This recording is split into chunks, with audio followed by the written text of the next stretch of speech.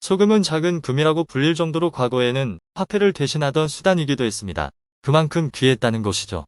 하지만 요즘 소금은 찬밥 신세입니다. 우리나라의 국민병으로 통하는 고혈압의 예방과 치료를 위해 섭취를 꼭 줄여야 하기 때문입니다. 그래서 최근에는 저염식, 무염식이 각광을 받고 있고 짠 음식을 멀리하고 있습니다. 그렇다면 과연 이러한 저염식이 해답일까요? 최근 발표된 세브란스 병원의 논문에서 소금과 건강과의 위험성에 대한 오해들을 해소해 주었습니다. 이번 영상에서는 소금 섭취에 대한 그동안 알려졌던 사실은 무엇이며 그래서 바뀐 식습관이 과연 올바른 것인지 알아보고 더욱 건강해지기 위한 섭취 방법들은 무엇이 있는지 알려드릴 테니 끝까지 시청 바랍니다. 반드시 건강해지실 겁니다. 좋아요와 구독 부탁드립니다. 세브란스 병원의 연구팀이 우리나라 성인 14만 3,050명을 대상으로 10년 동안 추적 관찰한 결과가 발표되었습니다. 이 연구 결과가 의미 있는 이유는 바로 한국인에 맞춘 조사이기 때문입니다. WHO에서는 나트륨의 하루 섭취 권장량을 2g으로 제한하고 있습니다. 한국인을 대상으로 한 연구팀의 발표를 보면 일일 나트륨 섭취량은 2.5g이었다 합니다. WHO에서 권장한 양보다 많은 양입니다. 한국인은 WHO에서 권장한 양보다 많은 양의 나트륨을 섭취하기 때문에 그만큼 심혈관계 질환에 취약하다는 것이 그동안의 사실이었습니다. 하지만 연구팀의 최종 결과는 나트륨의 섭취와 심혈관계 질환으로 인한 사망률과의 관련성은 없었다는 것이었습니다. 연구로 밝혀진 더욱 중요한 사실은 대상자들 중 칼륨 섭취가 부족한 경우에는 사망률과 높은 연관성이 있는 것으로 밝혀졌습니다. 전체 칼륨 섭취량이 많은 그룹의 총 사망률은 21% 낮았으며 심혈관계 질환의 사망률은 32% 낮았습니다. 연구팀은 이번 조사에서 한국인의 칼륨 섭취가 권장량의 절반 정도인 것으로 나타났으며 칼륨을 충분히 먹으면 심혈관계 질환으로 인한 사망률을 낮추는 것으로 드러났다고 밝혔습니다. 그동안 나트륨이 심혈관계 질환을 일으키니 무조건 싱겁게 먹어야 한다는 얘기는 연구 결과에 비추어 보았을 때 잘못된 사실이었단 것입니다. 그렇다면 왜 그동안 소금을 적게 섭취하라고 했을까요? 소금은 40%의 나트륨과 60%의 염소로 구성이 되어 있습니다. 이 중에 나트륨 성분의 생리적 작용의 중요성 때문에 그동안 소금 섭취가 문제가 되었던 것입니다. 소금 속의 나트륨은 수분의 양을 조절해서 신체 평형을 유지해주고 신경의 신호 전달을 도와서 신경 자극을 전달하는 역할을 합니다. 또 근육을 잘 움직이도록 하고 소화된 영양소의 흡수와 운반을 돕습니다. 인체 평형을 유지하는 역할을 한다는 것만 기억을 해두세요. 그렇다면 평형을 유지하는 나트륨을 과다 섭취하면 어떻게 될까요? 나트륨 과다 섭취로 인해 혈중 소금 함량이 높으면 삼투압 현상에 의해 혈액 속으로 빨려 들어가 혈액의 부피가 커지게 되고 혈관벽을 자극함으로써 혈관이 경직되고 결국 고혈압이나 고지혈증 등이 발생할 수 있습니다. 또한 요즘에는 혈관 질환뿐만 아니라 비만에도 영향을 주고 있습니다. 음식을 짜게 먹으면 습관이 되고 먹는 양이 많아지면서 비만으로 이어질 확률이 높습니다. 혈관 질환과 비만에서 보았듯이 과다 섭취는 평형을 깨뜨리게 된다는 것입니다. 우리나라 사람들은 짜고 매운 음식을 즐기는 식습관으로 인하여 WHO에서 권장한 하루 평균 섭취량인 2g을 넘은 1.5배에서 2.5배의 섭취량을 보이고 있습니다. 이러한 많은 섭취량으로 인해 현재의 식사에서 짠맛을 반 이하로 줄여야 한다는 의견이 지배적이었고 저염식 식단으로 식사를 하는 것이 좋다고 알려져 왔습니다. 바로 우리나라의 식습관 때문에 소금의 섭취를 줄이라고 했던 것입니다. 그렇다면 반대로 섭취량이 부족해지면 어떻게 될까요? 소금은 심장 근육과 신경 근육들이 관여하여 세포막과 뼈를 강화하고 정상적인 성장과 발달에 관여하는데 나트륨의 양이 적으면 전기 발생량이 적어지므로 활력이 떨어져 쉽게 피로를 느끼게 됩니다. 소금은 면역을 유지하는 데도 필수적입니다.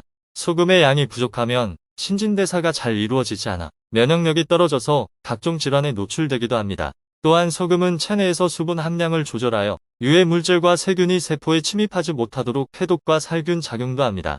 그래서 부족하게 되면 상처 회복이 잘 안되고 염증이 악화될 수 있고 체액의 균형이 맞지 않아 체온 조절에 문제가 생길 수 있습니다.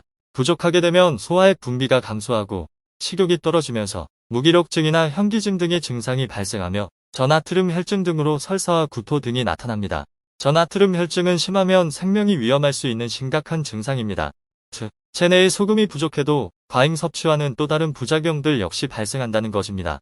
부족해도 평형이 깨진다는 것입니다.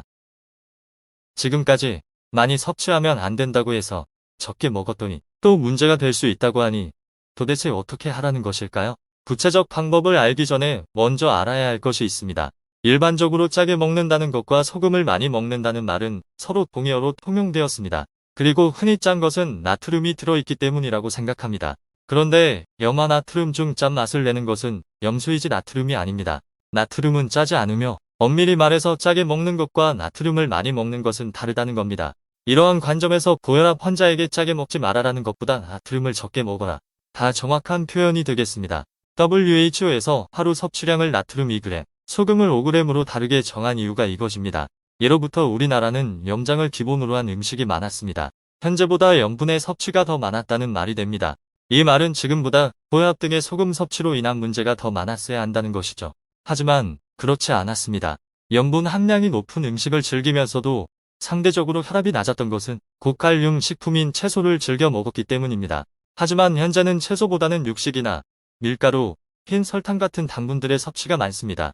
칼륨은 나트륨을 체외로 배설하는 역할을 하기 때문에 염장된 음식을 먹어도 그만큼 칼륨도 섭취하여 나트륨과 칼륨이 인체 내 적절한 균형을 이루었다고 볼 수 있습니다. 연구 결과에서도 마찬가지로 말해주듯이 무조건 나트륨을 줄이라는 것이 아니라 나트륨 섭취와 함께 칼륨의 섭취도 균형 있게 섭취되어야 한다는 것입니다. 그렇다면 어떻게 섭취해야 할까요? 정상 혈압을 유지하려면 나트륨 대 칼륨의 섭취 비율을 1대 1.5 정도로 맞추는 것이 바람직합니다. 하지만 현재 우리의 식생활에선 이 비율이 1.5대 1로 역전되어 있어 문제가 됩니다. 또한 소금을 먹으면 우리 몸에서 자연스럽게 배출이 됩니다. 그러나 소금이 배출되는 데 걸리는 시간은 3일에서 일주일이 소요됩니다. 문제는 하루 권장량의 2배가 넘는 소금을 섭취한 뒤에도 끊임없이 음식을 먹어 몸에 소금을 쌓아두게 됩니다. 따라서 이러한 나트륨의 배출을 돕는 칼륨을 충분히 섭취해야 합니다. 칼륨이 풍부한 음식은 과일과 채소입니다. 다시마, 미역, 카레, 김 등의 해조류, 팥, 강낭콩 등의 콩류, 바나나, 푸란 토마토, 아보카도, 감자, 시금치, 호박 등을 즐겨 먹어야 합니다. 채식주의자의 평균 혈압이 육식을 즐기는 사람보다 낮은 것도 칼륨을 충분히 섭취한 결과로 볼 수 있습니다. 추가로 마그네슘의 부족 역시 고혈압의 위험이 커질 수 있습니다.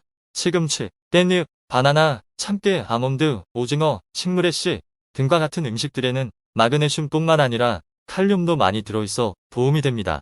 또한 나트륨의 섭취를 줄이기 위하여 저염소금을 먹기도 하는데요. 저염소금을 정확히 표현하자면 저나트륨 소금이라고 하는 것이 맞습니다. 저염소금에는 염화나트륨이 57% 미만이고 나머지는 염화칼륨으로 대체되어 있습니다. 저염소금의 칼륨은 나트륨의 배설을 돕기 때문에 과도한 나트륨 섭취로 인한 고혈압과 부종 해소에 도움이 될 수 있습니다. 다만 만성 콩팥병 환자에서는 칼륨 섭취로 인한 고칼륨 혈증이 일어날 수 있기 때문에 주의가 필요합니다. 따라서 나트륨과 칼륨을 많이 먹고 적게 먹는 섭취량이 중요한 것이 아니라 두 영양소의 균형 있는 섭취가 중요함을 말씀드립니다.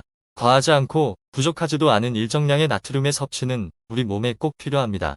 하지만 그보다 더욱 중요한 것은 영양소의 균형 있는 섭취입니다. 이번 영상에서는 최근 연구 결과를 바탕으로 소금 섭취에 대한 그동안 알려졌던 오해들은 무엇이며 왜 그러한 오해들이 생겼는지와 신체 평형을 위해 칼륨을 섭취해야 하는 이유에 대해 알아보았습니다. 앞으로도 여러분들에게 꼭 필요한 유익한 정보로 돌아오겠습니다. 구독 눌러주시면 절대 놓치는 일은 없으실 겁니다. 다음 영상에서 뵙겠습니다. 감사합니다.